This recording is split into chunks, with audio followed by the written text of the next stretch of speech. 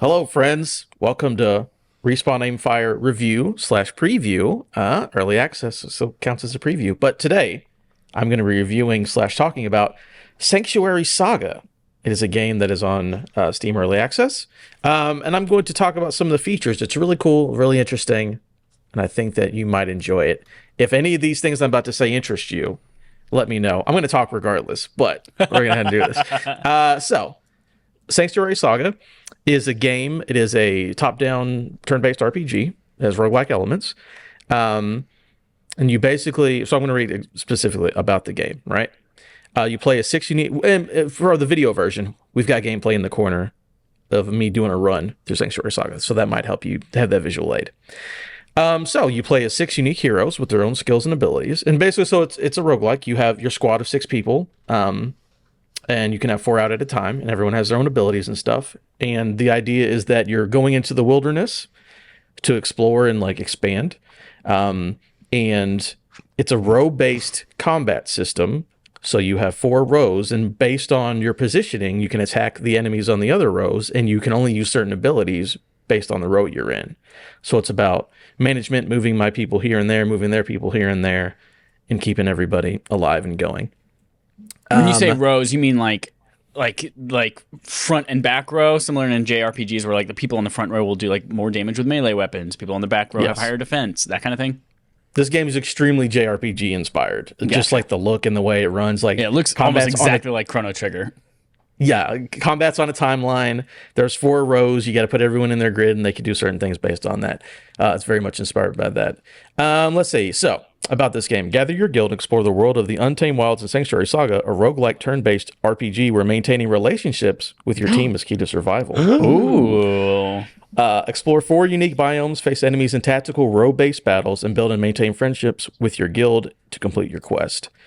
So yeah, like I said, turn-based combat. It's got the timeline thing at the top. Things based on rows. There's also an interesting thing here. Again, abilities and stuff. So there's a character who's has an archer and a spear.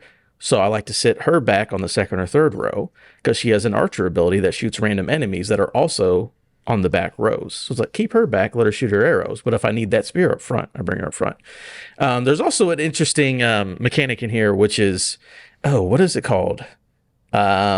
Give me 1 second. I think it's called aggression or something I'll look for it as aggro? I'm going through here. Aggro, aggression, something like that. Basically, your party, they get hit. Whatever things happen, while you're playing the game, they can get angry and get upset. And the higher their aggression or their anger is, the more likely they are to not do stuff. So I'm all right, my frontline guy, he's a dwarf. And I was all right, you're the big beefy dude. Put the big beefy boy up front. But his anger goes up really, really quick. And then he'll just be I'm not going to attack this turn. He argues with his teammates instead of doing a turn. Oh no, so I've got to maintain these relationships and fight these guys as, again, we're going through a roguelike kind of a thing. That's when Charizard is loping around. Argument meter. Excuse me. It's argument meter. Oh, okay. Go ahead and say what you're saying there. I was going to say, that sounds like it's kind of annoying in the moment. Chad, you were just about to mention that it's kind of like how in Pokemon will loaf around if they're too high a level for you. I mean, that kind of reminds me of that, but am I mistaken? It can be. It's not a huge issue. It's more of, again, building relationships and stuff. It can be an issue, but I have a specific character, I believe it's called an orator, who can heal, but also has the ability to. So it's all right, I'll lower this person's argument meter, but then they also get a boost to attack. So it's your healers are more than just let me hit the button to heal. It's let me heal and then also buff and then also manage this other little bar down here. So it gives a little more depth to my healer instead of just heal over and over and over and over again. Is that that? Okay. Yeah. Let me see. So I've got a bunch of notes. If anyone has any questions, throw them at me as I'm talking, because I'll just be talking. Let's see. We talked about the combat. These are so funny. So the way that leveling works up, again, you're doing these missions, going out, coming back with materials. So it's all about killing enemies. It's all right, I killed a spider, so I get leather and rope or whatever. And your level up is specifically based on your equipment. So it's like, I need to go out, kill a bunch of things, and come back, level up. New people show up in your caravan, and it's like you're building up like an exploring, guild, and you keep going out and keep doing more missions and leveling up and doing all that kind of stuff. You said it's being a roguelike game. Do you get to choose your 4 characters in your guild that you're traveling out with, or is it like randomly assigned? Is it how do you make those up every single time that you die? Yeah, so there's a menu.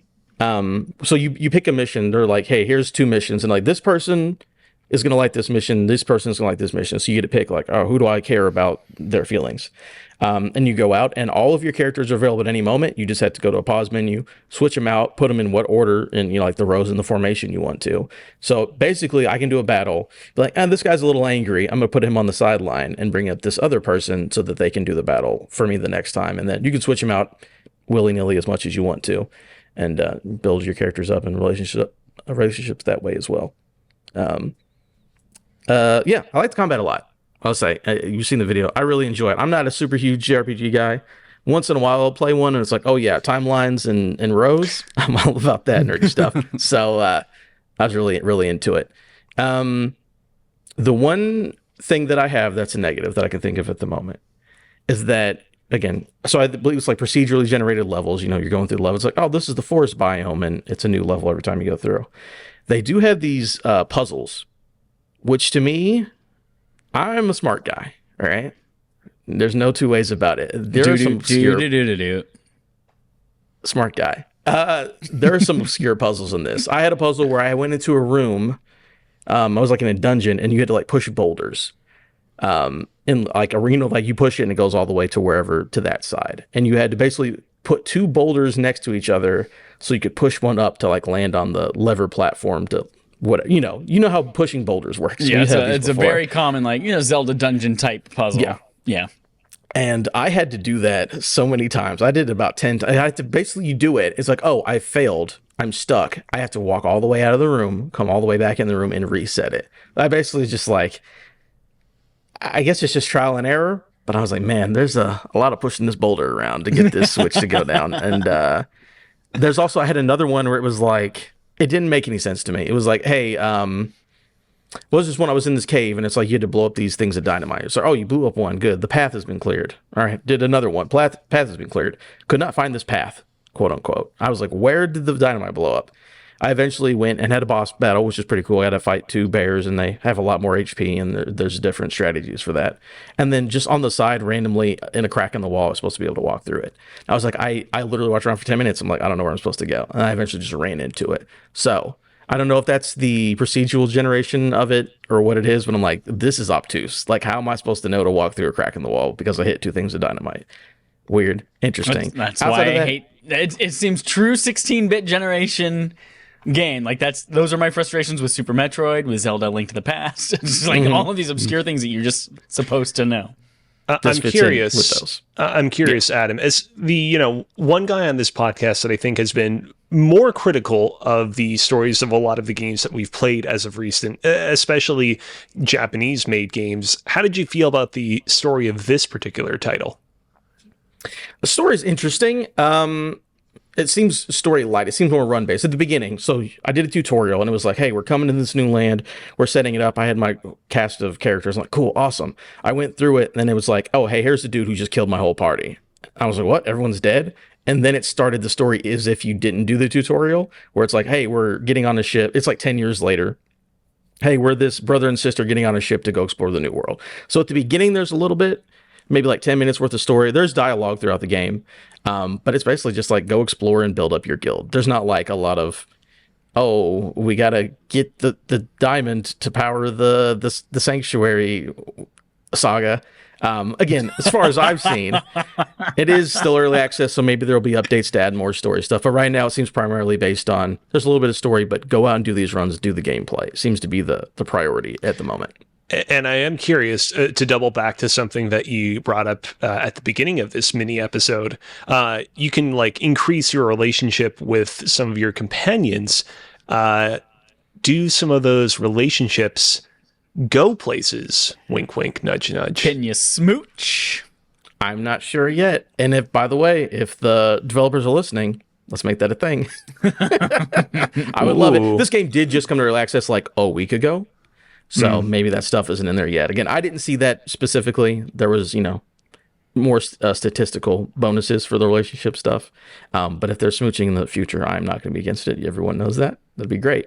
But again, at the moment, it seems like you've got a good base here. I like the idea of this, but there's not like a ton as in story or characters. Again, there's talkie, but it's actually like as you level up, like I said, more people come to the base and more story seems to go through there. So it's like, I've got a character who's like a priest archetype or whatever, and I upgrade him to level 2, and it's like, oh, this other guy from the far off land just showed up at the base now, and then it's like, oh, now there's more dialogue options, another character, more people to deal with. I actually met a random dude out in the wild. He's like, I'm paladin, I'll go back to your camp, and so now he's in my camp. So maybe that stuff evolves as it goes on. I think the seeds are there. I just gotta see that big fruit bush come up. The seeds are there. Wink, wink, wink. And Very did you good. say fruit bush? Yeah, fruit bush. Everyone's favorite fruit bush. Sanctuary Saga, famous for fruit bushes. But yeah, that's basically my ideas. Again, I played it for about 5 or 6 hours. Had a good time doing some runs. I want to see them continue to make it. Again, if you like the SNES era, you love that. Again, like Chess, like Chrono Trigger. If you like that JRPG, this is just like do that and progress. That is the video game at the moment. So I would say it's pretty cool if you're into that kind of a thing. A little light on story and other things at the moment, but I guess we'll see as things progress. You said early access. It's on Steam. Do we have like estimated platforms or release dates for it? Not so sure yet as I Google furiously. Again, I'm a big PC dude, so I just play all my stuff there.